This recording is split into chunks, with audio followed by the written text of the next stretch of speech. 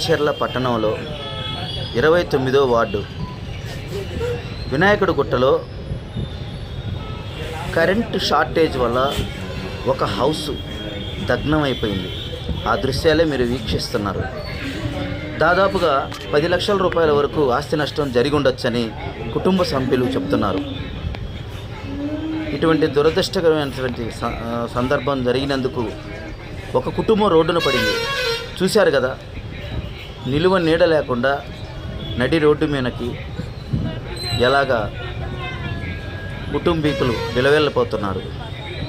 ప్రభుత్వం ఎలాగైనా వీళ్ళకి సహాయం చేయాలని కోరుతున్నారు.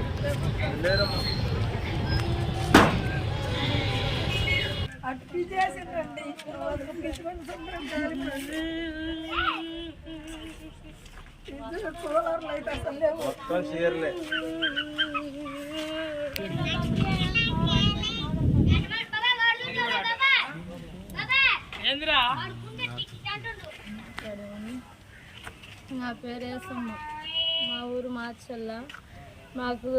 నేను డెంగ్యూ జ్వరం వచ్చి మా అమ్మ వాళ్ళ ఇంటికి వెళ్ళిపోతే మా ఇంటికాడ నా ఫ్రిడ్జ్ పేలింది. వీళ్ళంతా మంటలు, ఇల్లు మొత్తం నాశనమైంది. బీరువా, ఫ్రిడ్జు, బంగారు బుట్టలు, మా ఆయన ఉంగరాలు, పిల్లల ఉంగరాలు, కొలుసులు అవన్నీ పోయినాయి. బీరువా 50,000 డబ్బులు, మళ్ళీ టీవీ, బల్ల, ఫ్రిడ్జు, గ్రైండరు, కూలరు అన్నీ పోయి. నా బట్టలు, కట్టుకునే బట్టలు లేవు, గిన్నె లేదు, సెమ్ము లేదు, కనీసం ఏమి లేదు. నా పిల్లలకి ఏమి లేదు. కట్టుకున్న బట్టలతో నేను బయటపడ్డాను.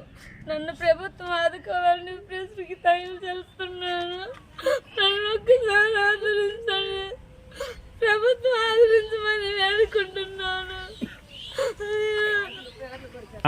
నీ పేరు? వినాయకుడి గుట్ట మాచర్ల వినాయకుడి. నా పేరు మాణిక్యం అండి. మా ఆడవాళ్ళకి బాగలేక మా అత్త వాళ్ళ ఇంట్లో ఉంటున్నాం ఒక నెల నుంచి. అయితే మా ఇంట్లో మాచర్ల వినాయకుడి గుట్టలో మా ఇంట్లో ఫ్రిడ్జ్ కరెంటు ద్వారా ఇల్లు అంతా ఆగమైందని ఫోన్ చేస్తే మేము మంటలు పక్కన వాళ్ళు చూసి ఫోన్ చేస్తే వచ్చామండి. బీరువాలో గుడ్డలు, డబ్బులు, బాగా పిల్లల గొలుసులు, నా ఉంగరం, 50,000 డబ్బులు అన్నీ కాలిపోయాయండి, ఆగమయ్యాయండి. ఇంట్లో కట్టుకోవడానికి బట్టలు కూడా లేవండి, అన్నీ ఆగమయ్యాయి. ఫ్రిడ్జ్, కూలర్ అన్నీ. ఎట్లాగైనా మీరే ఆదుకోవాలని ప్రభుత్వానికి విన్నపం చేసుకుంటున్నాను. పిల్లలండి, చిన్నపిల్లలు, పిల్లలకి ఏమి లేవండి, మీరే ఆదుకోవాలని చెప్తున్నాను.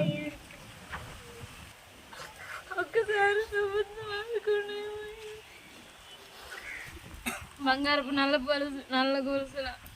గొలుసు, నా తాడు, పిల్లల ఉంగరాలు, మా ఆయన ఉంగరం, నా బుట్టలు, నా పట్టీలు, పిల్లల చైన్లు అన్నీ బూడిదైపోయాయి, కరిగిపోయాయండి. బీరువాతో సహా, బట్టలతో సహా బూడిదైపోయాయండి. ఏమి లేదు, వస్తువు అనేది లేదు. నా ఇల్లు చూసి నా గుండె పగిలిపోతుంది.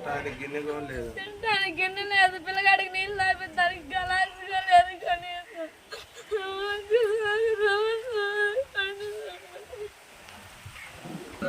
కనీసం వారికి దండం పెట్టి మాకు ఆర్థిక సహాయం చేయమని కోరుకొని గవర్నమెంట్కి వేడుకుంటున్నాం. ఆదుకోండి. చంద్రబాబు.